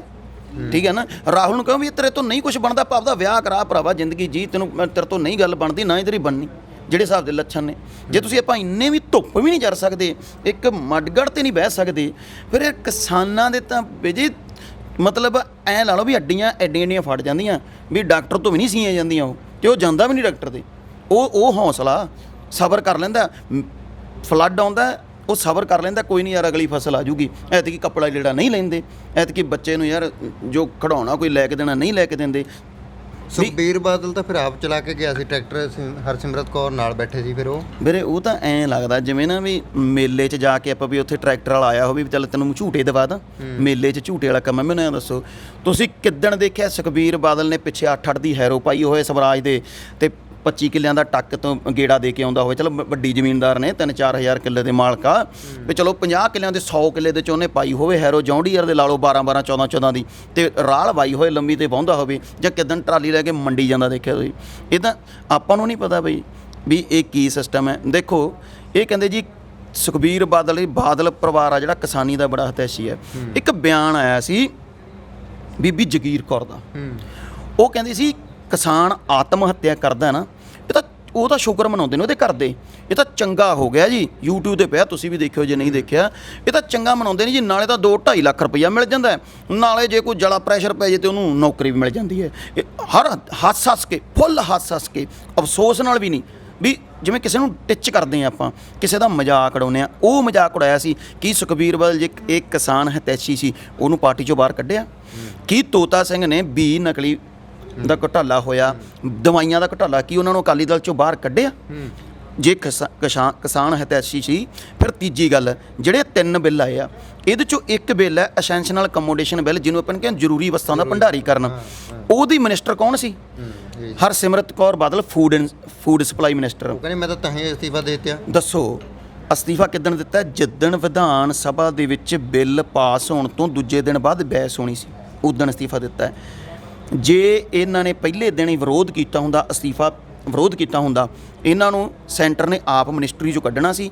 ਤੇ ਜਿਹੜਾ ਉਹ ਐਸੈਂਸ਼ਨਲ ਕਮੋਡੇਸ਼ਨ ਬਿੱਲ ਹੈ ਉਹਦੇ ਤੇ ਸਾਈਨ ਚਾਹੀਦੇ ਸੀ ਮਿਨਿਸਟਰੀ ਦੇ ਪਾਰਲੀਮੈਂਟ 'ਚ ਲਿਆਉਣ ਲਈ, ਤਾਂ ਉਹ ਸਾਈਨ ਵਾਸਤੇ ਇਹਨਾਂ ਨੇ ਮਿਨਿਸਟਰ ਬਦਲਣਾ ਪੈਣਾ ਸੀ ਸੈਂਟਰ ਨੂੰ। ਤਾਂ ਉਦੋਂ ਫਿਰ ਇੱਥੇ ਝੋਲ ਹੈ ਨਾ, ਤੁਸੀਂ ਉੱਥੇ ਸਾਈਨ ਕੀਤੇ ਆ, ਤੁਸੀਂ ਇਹ ਭੁੱਲ ਜਾਓ। ਇਹ ਚਲਾ ਇੰਨੇ ਕੁ ਬੇਸ਼ਰਮ ਹੋ ਜਾਓ ਤੁਸੀਂ ਵੀ ਆ ਜਿਹੜੀਆਂ ਹਫ਼ਤਾ ਪਹਿਲਾਂ ਇਹ ਵੀਡੀਓ ਪਾਉਂਦੇ ਸੀ ਵੱਡੇ ਬਾਦਲ ਸਾਹਿਬ ਤੋਂ ਵੀ ਪਵਾਤੀ ਇਹਨਾਂ ਨੇ, ਪਰ ਉਹ ਸਾਈਨ ਦੱਸੋ ਕਿਹਦੇ ਆ? ਫਿਰ ਜਿਹੜੇ ਐਸੈਂਸ਼ਨਲ ਕਮੋਡੇਸ਼ਨ ਬਿੱਲ ਤੁਹਾਡੇ ਅੰਦਰ ਆਉਂਦਾ ਉਹ ਡਿਪਾਰਟਮੈਂਟ, ਉਹਦੇ ਤੇ ਫਿਰ ਸਾਈਨ ਤਾਂ ਤੁਸੀਂ ਕੀਤੇ ਹੋਣਗੇ। ਫਿਰ ਤੁਸੀਂ ਬਿੱਲ ਪੜ੍ਹਿਆ ਨਹੀਂ ਕਿ ਜਾਂ ਤੁਸੀਂ ਪੱਖ 'ਚ ਸੀ, ਇਹ ਦੱਸ ਦਿਓ। ਚਲੋ ਜੇ ਤੁਸੀਂ ਪਹਿਲੇ ਦਿਨ ਤੋਂ ਵਿਰੋਧ ਕੀਤਾ ਸੀ, ਫਿਰ ਉਹ ਸਾਈਨ ਕਿਹਨੇ ਕੀਤੇ ਆ? ਉਹ ਝੂਠੇ ਸਾਈਨ ਜਾਂ ਫਿਰ ਆਪਾਂ ਨੂੰ ਪਤਾ ਹੀ ਆ ਜੋ ਸਾਰੇ ਲੋਕ ਕਹਿ ਰਹੇ ਆ। ਤੇ ਇੱਥੋਂ ਹੁਣ ਫਿਰ ਗੀਤਕਾਰਾਂ ਨੂੰ ਵੀ ਇੱਕ ਇਹ ਸਮਝ ਲੈਣੀ ਚਾਹੀਦੀ ਹੈ ਬਈ ਯਾਰ ਜੋ ਅਸੀਂ ਹੁਣ ਤੱਕ ਲਿਖਦੇ ਗਏ ਚਲੋ ਠੀਕ ਹੈ, ਪਰ ਇਸ ਸੰਘਰਸ਼ ਦੇ ਵਿੱਚੋਂ ਬਹੁਤ ਕੁਝ ਸਿੱਖਣ ਨੂੰ ਵੀ ਮਿਲਣਾ ਬਾਈ ਸਾਨੂੰ। ਤੇ ਆਪਾਂ ਹਥਿਆਰਾਂ ਦੀਆਂ ਗੱਲਾਂ ਕਰੀ ਗਏ ਯਾਰ, ਅਸੀਂ ਤਾਂ ਨਸ਼ਿਆਂ ਨੂੰ ਪ੍ਰਮੋਟ ਕਰੀ ਗਏ ਜੀ। ਤੇ ਸਾਨੂੰ ਹੁਣ ਇੱਥੋਂ ਸਮਝ ਚਾਹੀਦੀ ਹੈ ਵੀ ਸਾਨੂੰ ਯਾਰ ਨਹੀਂ, ਜੇ ਅੱਜ ਨੌਜਵਾਨ ਮੁੰਡੇ ਕੁੜੀਆਂ ਅੱਜ ਵੀ ਜਿਹੜੇ ਉਹ ਦੋ ਮੈਂ ਕਹਿੰਦਾ ਬੇਸੁਰੇ ਗਾਇਕਾਂ ਦੇ ਮਗਰ ਲੱਗ ਕੇ ਅਸੀਂ ਉਹਨਾਂ ਦੀਆਂ ਹਾਈ ਕਰਨ ਵੱਧ ਹੋਏ ਪਿਆ, ਤੇ ਅਸੀਂ ਕੁਝ ਸੰਜੀਦਾ ਲਿਖਿਆ ਹੀ ਨਹੀਂ ਆ, ਤੇ ਇਹ ਗੀਤਕਾਰਾਂ ਨੂੰ ਹੁਣ ਸਮਝਣਾ ਪਊਗਾ।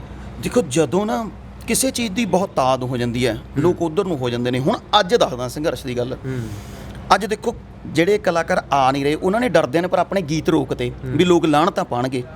ਤੇ ਜਿਹੜੇ ਚੱਲੇ ਆ ਜਾਂ ਜਿਹੜੇ ਪਹਿਲਾਂ ਹੀ ਸੂਝਵਾਨ ਗਾ ਰਹੇ ਆ, ਉਹ ਕਿਸਾਨੀ ਦੇ ਇਸ ਦਰਦ ਦਾ ਜਾਂ ਇਸ ਸੰਘਰਸ਼ ਲਈ ਜੋਸ਼ ਦੇ ਗਾਣੇ ਗਾ ਰਹੇ ਆ, ਔਰ ਉਹ ਗਾਣੇ ਹਿੱਟ ਹੋ ਰਹੇ ਆ। ਅੱਜ ਕੱਲ੍ਹ ਰਣਜੀਤ ਬਾਵੇ ਦਾ ਗਾਣਾ ਆ, ਤਰਸੇਮ ਜੱਸੜ ਦਾ ਆ, ਹੈ ਨਾ, ਹੋਰ ਕਿੰਨੇ ਕਲਾਕਾਰਾਂ ਦੇ ਗਾਣੇ ਆਏ। ਇਹਦਾ ਮਤਲਬ ਕਿ ਜਦੋਂ ਇਹਨਾਂ ਗਾਣਿਆਂ ਦੀ ਬਹੁਤਾਤ ਵਧੀਆ ਤਾਂ ਗਾਣੇ ਚੱਲ ਰਹੇ ਆ। ਜੇ ਕਲਾਕਾਰਾਂ ਨੂੰ ਵੀ ਦੇਖੋ, ਜੇ ਲੋਕ ਵੀ ਸੋਚਣਗੇ ਤਾਂ ਕਲਾਕਾਰ ਵੀ ਸੋਚਣਗੇ। ਹੁਣ ਲੋਕਾਂ ਨੇ ਵੀ ਦੇਖਿਆ ਵੀ ਜਦੋਂ ਦਰਦ ਦਿਖਿਆ ਉਹਨਾਂ ਨੇ ਵੀ ਹੋਰ ਕੋਈ ਗਾਣੇ ਨਹੀਂ ਸੁਣੇ, ਕਿਉਂਕਿ ਜਦੋਂ ਬਾਪੂ ਧਰਨਿਆਂ 'ਚ ਬੈਠਾ ਹੋਵੇ ਮੁੰਡਾ ਚੱਕਵੇਂ ਗਾਣੇ ਕਿਵੇਂ ਸੁਣ ਲੂਗਾ? ਇਹ ਦੋਵੇਂ ਚੀਜ਼ਾਂ ਮਿਲ ਗਈਆਂ। ਉਵੇਂ ਜੇ ਯੂਥ ਵੀ ਮਿਲ ਕੇ ਰਹੂਗਾ ਤੇ ਬਹੁਤਾਤ ਗਾਣੇ ਵੀ ਇੱਕ ਤਰ੍ਹਾਂ ਦੇ ਆਉਣਗੇ, ਤਾਂ ਉੱਦਾਂ ਦਾ ਹੀ ਰੁਝਾਨ ਹੋ ਜਾਊਗਾ। ਔਰ ਇਹ ਸੰਜੀਦਗੀ ਦਿਖਾਉਣੀ ਪੈਣੀ ਹੈ, ਨਹੀਂ ਤਾਂ ਆਪਾਂ ਹੋਂਦ ਗੱਲ ਤਾਂ ਕਰੀ ਜਾਂਦੇ ਆ। 2 ਕਲਾਕਾਰ ਉੱਠਦੇ ਆ, ਉਹ ਕਰਦੇ ਆ, 4 ਕਲਾਕਾਰ ਜਿਹੜੇ ਚੱਲ ਰਹੇ ਹੁੰਦੇ ਉਹਦਾ ਮਜ਼ਾਕ ਉਡਾ ਦਿੰਦੇ ਆ। ਲੋਕ ਵੀ ਕਹਿੰਦੇ ਆ, ਹੁਣ ਜੇ ਮੇਰੇ ਵਰਗਾ ਗੱਲ ਇਦੋਂ ਪਹਿਲਾਂ ਵੀ ਕਰਦਾ ਸੀ, ਮੈਂ ਤਾਂ ਗੱਲ ਮੈਂ ਪਹਿਲੇ ਦਿਨਾਂ ਤੋਂ ਮਸਲੇ ਉਠਾਉਂਦਾ, ਮੇਰੇ ਗਾਣੇ ਵੀ ਹਿੱਟ ਆ। ਲੋਕ ਕਹਿੰਦੇ ਇਹ ਤਾਂ ਯਾਰ ਊਂ ਚੌਲਾ ਮਾਰਦਾ, ਊਂ ਯਾਰ ਲੀਡਰ ਬਣਨੋਂ ਫਿਰਦਾ, ਊਂ ਸਿਆਣੀਆਂ ਗੱਲਾਂ ਕਰਦਾ। ਯੂਥ ਮੇਰੇ ਨਾਲ ਟੁੱਟਿਆ। ਅੱਜ ਸਮਝ ਆਉਂਦੀ ਹੈ ਜਦੋਂ ਉਹਨਾਂ ਦੇ ਘਰ 'ਤੇ ਗੱਲ ਬਣ ਗਈ ਹੈ। ਮੈਂ ਬਈ ਜੀ ਖੜਾ ਲਾਉਂਦਾ ਸੀ ਇੱਕ ਵਿਆਹ 'ਚ, ਉਹ ਉਹਨਾਂ ਦੇ ਇੱਕ ਹੀ ਖੜਾ ਮੇਰੇ ਕੋਲ ਹੋਰ ਬੁੱਕ ਸੀ, ਉਹ ਤਾਂ ਫਾਇਰ ਕਰਨ ਲੱਗੇ ਵੀਰੇ। ਅੱਛਾ। ਗੋਲੀਆਂ ਦੇ ਫਾਇਰ ਕਰਨ ਲੱਗੇ। ਮੈਂ ਕਿਹਾ ਭਾਈ ਫਾਇਰ ਨਾ ਕਰੋ, ਇਹ ਤੁਸੀਂ ਚਲਾਉਂਦੇ ਹੋ ਘੋੜਾ ਨਹੀਂ, ਜਦੋਂ ਨਾਲੀ ਨੇ ਗੋਲੀ ਨੇ ਨਹੀਂ ਦੇਖਣਾ ਕਿੱਧਰ ਨੂੰ ਜਾਣਾ, ਕਿਹਦੇ ਵੱਜ ਜੇ ਹਨਾ, ਇੱਥੇ ਰੰਗ 'ਚ ਭੰਗ ਪੈ ਜੇ। ਉਹਨਾਂ ਦਾ ਹਫ਼ਤੇ ਬਾਅਦ ਉਸੇ ਪਰਿਵਾਰ ਦਾ ਇੱਕ ਹੋਰ ਖੜਾ ਸੀ ਬਾਈ, ਉਹਨਾਂ ਨੇ ਮੇਰਾ ਸ਼ੋਅ ਕੈਂਸਲ ਕਰਤਾ। ਕਹਿੰਦੇ ਯਾਰ ਆਹ ਬੰਦਾ ਨਹੀਂ, ਜਿਹੜਾ ਸਾਡਾ ਆਰਗੇਨਾਈਜ਼ਰ ਉਹਨੂੰ ਕਹਿੰਦਾ ਵੀ ਆਹ ਬੰਦਾ ਨਹੀਂ ਬੁਲਾਉਣਾ ਯਾਰ, ਉਹ ਤਾਂ ਸਾਨੂੰ ਮੱਤਾਂ ਦਿੰਦਾ। ਬਾਈ ਜੀ ਮਾਨਸਿਕਤਾ ਲੋਕਾਂ ਦੀ ਵੀ ਹੈ, ਇਹ ਦੱਸੋ। ਉਸ ਤੋਂ ਬਾਅਦ ਬਾਈ ਮੈਂ ਕਿਹਾ ਯਾਰ ਇਹ ਕਾਹਦੀ ਕਹਾਣੀ ਹੈ। ਆਪਾਂ ਵੀਰੇ ਗਾਣੇ 'ਚ ਗਏ ਆ ਹਨਾ, ਸਾਡੇ ਉੱਦਾਂ ਦੇ ਹਥਿਆਰਾਂ ਵਾਲੇ ਗਾਣੇ ਤਾਂ ਨਹੀਂ ਮੇਰੇ, ਕੁੜਤਾ ਪਜਾਮਾ ਜਾਂ ਹਨਾ ਉੱਦਾਂ ਦੀ ਯਾਰੀ ਦੋਸਤੀ ਲਈ ਉਹ ਸਭ ਦੀਆਂ ਗੱਲਾਂ ਕੀਤੀਆਂ। ਪਰ ਮੈਂ ਬਾਈ ਫੈਰ ਕੱਢੀ ਜਾਵੇ ਯਾਰ, ਮੈਂ ਆਪਦਾ ਢਿੱਡ ਤੇ ਰੋਟੀ ਨਹੀਂ ਕਹੂੰਗੀ, ਉਹ ਹੀ ਨਹੀਂ ਦੇਖਦੇ ਮੇਰੇ ਬਾਜੂ ਯਾਰ, ਜਿਹਨੂੰ ਆਪ ਨੂੰ ਨਹੀਂ ਸ਼ਰਮ ਆ ਰਹੀ ਤਾਂ ਮੈਂ ਕੀ ਕਰਾਂ ਯਾਰ। ਮੈਂ ਤਾਂ ਸਮਝਾਇਆ, ਮੇਰਾ ਤਾਂ ਨੁਕਸਾਨ ਹੋ ਗਿਆ ਵੀਰੇ ਲੱਖ ਰੁਪਏ ਦਾ। ਮੈਂ ਦੱਸ ਬਈ ਹੁਣ ਉੱਥੇ ਮੇਰੇ ਘਰ ਦੇ ਕਹਿਣਗੇ ਤੂੰ ਗਿਆ ਖੜਾ ਲਾਉਣਾ ਸੀ, ਆ ਗਿਆ ਖਾਲੀ। ਮੈਂ ਵੀ ਤਾਂ ਘਰ ਚਲਾਉਣਾ ਨਾ ਗਾਇਕੀ 'ਚੋਂ। ਜੇ ਫਿਰ ਵੀ ਹੁਣ ਦੱਸੋ ਉੱਥੇ ਕੀ ਕਰੀਏ। ਲੋਕਾਂ ਦੀ ਵੀ ਮਾਨਸਿਕਤਾ ਬਦਲਣੀ ਪਊ, ਕਲਾਕਾਰਾਂ ਨੂੰ ਵੀ ਬਦਲਣੀ ਪਊ, ਇਕੱਠਿਆਂ ਨੂੰ ਜਿਵੇਂ ਅੱਜ ਇਕੱਠੇ ਚੱਲ ਰਹੇ ਆ ਇਕੱਠੇ ਚੱਲਣਾ ਪਊਗਾ। ਬਿਲਕੁਲ ਇਕੱਠੇ ਚੱਲਣਾ ਪਊਗਾ। ਸਮੇਂ ਦੀ ਲੋੜ ਵੀ ਹੈਗੀ ਆ, ਕਿਉਂਕਿ ਇਹ ਗੀਤਕਾਰਾਂ ਨੂੰ ਵੀ ਸਮਝਣਾ ਪਊਗਾ ਯਾਰ, ਸੰਘਰਸ਼ਾਂ ਦੇ ਵਿੱਚੋਂ ਅਜਿਹੇ ਸੰਘਰਸ਼ ਆ ਤਾਂ ਬਹੁਤ ਕੁਝ ਸਿੱਖਣ ਨੂੰ ਸਾਨੂੰ ਜਿਹੜਾ ਮਿਲਣਾ ਹੈ, ਤੇ ਸਾਨੂੰ ਸਿੱਖਣਾ ਵੀ ਚਾਹੀਦਾ ਤੇ ਅਗਲੀਆਂ ਪੀੜ੍ਹੀਆਂ ਨੂੰ ਸਿਖਾਉਣਾ ਵੀ ਚਾਹੀਦਾ ਹੈ। ਤੇ ਬਾਈ ਜੀ ਕੋਈ ਗੀਤ ਵਗੈਰਾ ਵੀ ਹੈਗਾ ਇਸ ਦੌਰ ਨੂੰ ਲੈ ਕੇ ਜਿਹੜਾ ਸੁਣਾ ਸਕੋ ਜੀ? ਹਾਂਜੀ ਮੈਂ ਪਹਿਲਾਂ ਵੀ ਇਹ ਸ਼ੇਰ ਗਾਉਣਾ ਹੁੰਦਾ ਖੈਰ ਜੀ, ਤੇ ਉਹਦੇ 'ਚ ਨਾ ਵੀ ਕਿਸਾਨ ਕੀ ਹੈ, ਵੀ ਇੱਕ ਸ਼ਹਿਰੀ ਬੰਦਾ ਹੈ ਤੇ ਉਹ ਇੱਕ ਕਿਸਾਨ ਕੀ ਹੈ, ਉਹਨੂੰ ਅੱਜ ਮੈਂ ਦਿੱਲੀ ਨਾਲ ਰਿਲੇਟ ਕਰਦਾ ਵੀ ਦਿੱਲੀ ਨੂੰ ਕਿਸਾਨ ਕੀ ਕਹਿ ਰਿਹਾ। ਕਹਿੰਦਾ ਛੱਡ ਖੇੜਾ ਦਿੱਲੀ ਏ ਕਿਸਾਨਾਂ ਦਾ, ਬੀਤੇ ਵੇਲੇ ਨੂੰ ਫੇਰ ਪਛਤਾਵੇਂਗੀ, ਨੀ ਤੂੰ ਚੁੱਲ੍ਹੇ ਦਾ ਮੂੰਹ ਕਦੇ ਵੇਖਿਆ ਹੀ ਨਹੀਂ, ਤੇ ਰੋਟੀ ਕਿੱਦਾਂ ਲਾਵੇਂਗੀ। ਥੋੜੇ ਲੈਟ ਗਈ ਇਨਵੇਟਰ, ਸਾਡੇ ਮੋਮਬੱਤੀ ਜਗਦੀ ਏ, ਤੇਰੀ ਜ਼ਿੰਦਗੀ ਏਸੀ ਨਾਲ ਜੁੜੀ, ਤੈਨੂੰ ਕੀ ਪਤਾ ਭਾਦੋਂ ਕਿੱਦਾਂ ਤਪਦੀ ਏ। ਸਾਡੇ ਹਲ ਚੱਲਦੇ ਉੱਥੇ ਨਹੀਂ ਜਿੱਥੇ ਤੱਤੀ ਲੋ ਨਿਤ ਵਗਦੀ ਏ, ਤੂੰ ਪਾਣੀ ਪੀਂਦੀ ਫਿਲਟਰ ਦਾ, ਅਸੀਂ ਪਾਣੀ ਪੀਂਦੇ ਖੇਲਾਂ ਚੋਂ, ਤੂੰ ਜੰਮੀ ਵਿੱਚ ਆਜ਼ਾਦੀ ਦੇ, ਅਸੀਂ ਹਾਲੇ ਨਹੀਂ ਨਿਕਲੇ ਜੇਲਾਂ ਚੋਂ। ਤੇਰੇ ਘਰ ਵਿੱਚ 2-2 ਅਸਲੇ ਨੇ, ਇੱਕ ਪਿਸਟਲ ਇੱਕ ਦੁਨਾਲੀ ਨੀ, ਸਾਨੂੰ ਤਾਂ ਜਾਨੋਂ ਪਿਆਰੇ ਨੇ, ਇੱਕ ਹਲ ਤੇ ਇੱਕ ਪੰਜਾਲੀ ਨੀ। ਸਾਡੀ ਜ਼ਿੰਦਗੀ ਔੜਾ ਮਾਰੀਏ, ਜਿਉਂ ਮਾਰੂ ਥਲ ਦੀ ਬੂਟੀ ਨੀ, ਤੂੰ ਮਾਲਕ ਆਪਣੀ ਮਰਜ਼ੀ ਦੀ, ਫਿਰ ਹੋ ਜਾਏਗੀ ਮਜਬੂਰ ਦਿੱਲੀਏ। ਆ ਜਦ ਕਿਸਾਨ ਤੇਰੇ ਵੱਲ ਨੂੰ ਆਇਆ, ਤੈਨੂੰ ਜਾਨ ਨਹੀਂ ਦੇਣਾ ਦੂਰ ਦਿੱਲੀਏ। ਤੇਰੀ ਮੇਰੀ ਕੁੰਡਲੀ, ਤੇਰੀ ਸਾਡੀ ਕੁੰਡਲੀ ਨਾ ਆਪਸ ਦੇ ਵਿੱਚ ਢੁਕਦੀ ਏ, ਤੇਰੇ ਤੇ ਸਾਡੇ ਵਿੱਚ ਫਰਕ ਬਹੁਤ ਵੱਡਾ, ਹੋ ਦਿੱਲੀਏ ਗੱਲ ਸਾਰੀ ਇੱਥੇ ਮੁੱਕਦੀ ਏ। ਸੋ ਬਹੁਤ ਵਧੀਆ ਬਾਈ ਨੇ ਗੱਲਾਂ ਕੀਤੀਆਂ, ਕਿਉਂਕਿ ਬੰਦੇ ਦੀ ਨੌਲੇਜ ਜਾਂ ਬੰਦੇ ਦੇ ਅੰਦਰੋਂ ਕਿਵੇਂ ਦੀਆਂ ਗੱਲਾਂ ਨਿਕਲਦੀਆਂ ਉੱਥੋਂ ਪਤਾ ਲੱਗ ਜਾਂਦਾ ਹੈ। ਤੇ ਬਹੁਤ ਇੱਕ ਜ਼ਿੰਮੇਵਾਰੀ ਵਾਲੇ ਬਿਆਨ ਜਿਹੜੇ ਹੈਗੇ ਆ ਬਾਈ ਹੋਰਾਂ ਨੇ ਦਿੱਤੇ ਆ, ਗੱਲ ਵੜੈਚ ਜੀ ਨੇ। ਸੋ ਬਹੁਤ ਸ਼ੁਕਰੀਆ ਜੁੜਨ ਦਾ। ਧੰਨਵਾਦ ਜੀ। ਇਹ ਉਹ ਤੁਹਾਡੀ ਗੱਲ ਦਾ ਮੈਂ ਕਰਦਾ ਨਾ ਕਿ ਇਹ ਜਜ਼ਬਾਤ ਨੇ, ਬਿਆਨਬਾਜ਼ੀ ਲੀਡਰ ਕਰਦੇ ਆ, ਕਲਾਕਾਰ ਗਾਉਂਦੇ ਆ, ਅਸੀਂ ਗਾਉਣ ਵਾਲੇ ਸੀ, ਸਾਨੂੰ ਕਿੱਥੇ ਸਪੀਚਾਂ ਆਉਂਦੀਆਂ ਸੀ, ਅਸੀਂ ਕਿੱਥੇ ਆ ਬਈ, ਸਾਨੂੰ ਤਾਂ ਗਾਣਿਆਂ ਦੀਆਂ ਗੱਲਾਂ ਕਰਨ ਵਾਲੇ ਲੋਕ ਸੀਗੇ। ਪਰ ਇਹ ਜਜ਼ਬਾਤ ਨੇ, ਇਹ ਦਰਦ ਹੈ ਕਿ ਹੁਣ ਜੇ ਨਹੀਂ ਸੰਭਲੇ। ਧੰਨਵਾਦ ਤੁਹਾਡਾ ਕਿ ਮੇਰੀ ਗੁਜ਼ਾਰਿਸ਼ ਵੀ ਹੈ ਵੱਧ ਤੋਂ ਵੱਧ ਇਸ ਸੰਘਰਸ਼ ਜੁੜੋ ਦੋਸਤੋ। ਇਹ ਜੰਗ ਆਪਾਂ ਜਿੱਤ ਜਾਵਾਂਗੇ ਤਾਂ ਭਵਿੱਖ ਬਚਾ ਲਾਂਗੇ, ਨਹੀਂ ਤਾਂ ਔਖਾ ਹੈ। ਬਾਹਰਲੇ ਸੱਜਣਾਂ ਨੂੰ ਵੀ ਹੈ ਕਿ ਇੱਧਰ ਉੱਧਰ ਨਾ ਜਾ ਕੇ ਆਪਾਂ ਸਿਰਫ ਇੱਕ ਕਿਸਾਨੀ 3 ਬਿੱਲਾਂ ਦੀ ਗੱਲ ਕਰਕੇ 3 ਬਿੱਲ ਵਾਪਸ ਕਰਨ ਦੀ ਗੱਲ ਕਰੀਏ। ਬਾਕੀ ਇਹ ਜਿੱਤ ਗਏ, ਬਾਕੀ ਮਸਲੇ ਲੋਕਾਂ 'ਚ ਵੀ ਜੋਸ਼ ਆਊਗਾ, ਹੌਸਲਾ ਆਊਗਾ, ਜਿੱਤ ਜਾਵਾਂਗੇ, ਫਿਰ ਪੱਕੇ ਜਿੱਤ ਜਾਵਾਂਗੇ। ਬਿਲਕੁਲ। ਸੋ ਜਿੱਤਾਂਗੇ ਜ਼ਰੂਰ। ਜਾਰੀ ਜੰਗ ਰੱਖਿਓ, ਜੰਗ ਨੂੰ ਜਾਰੀ ਰੱਖਣਾ ਪਊਗਾ ਕਿ ਲੰਮੇ ਸਮੇਂ ਤੱਕ ਵੀ ਸੰਘਰਸ਼ ਚੱਲਦੇ ਨੇ, ਇਹ ਵੀ ਚੱਲ ਸਕਦੇ ਨੇ, ਤੇ ਇਹਦੇ ਨਾਲ ਸਾਨੂੰ ਜੋਸ਼ ਦੇ ਨਾਲ ਨਾਲ ਹੋਸ਼ ਜ਼ਰੂਰੀ ਹੈ। ਸੋ ਨੌਜਵਾਨਾਂ ਨੂੰ ਜ਼ਰੂਰ ਕਹਾਂਗੇ ਵੀ ਜਿਹੜੇ ਹਾਲੇ ਵੀ ਹੋਰ ਪਾਸੇ ਦੀਆਂ ਗੱਲਾਂ ਕਰ ਰਹੇ ਨੇ, ਫੇਸਬੁੱਕ ਦੇ ਉੱਤੇ ਹੋਰ ਚੀਜ਼ਾਂ ਦੇ ਵੱਲ ਧਿਆਨ ਨੇ, ਵੀ ਉਹਨਾਂ ਨੂੰ ਕਹਾਂਗੇ ਵੀ ਯਾਰ ਇਹ ਚੀਜ਼ਾਂ ਤਾਂ ਹੀ ਤੁਸੀਂ ਦੇਖ ਸਕਦੇ ਹੋ ਜੇ ਆਪਾਂ ਜਿੰਦੇ ਰਹਾਂਗੇ, ਜੀਵਤ ਰਹਾਂਗੇ।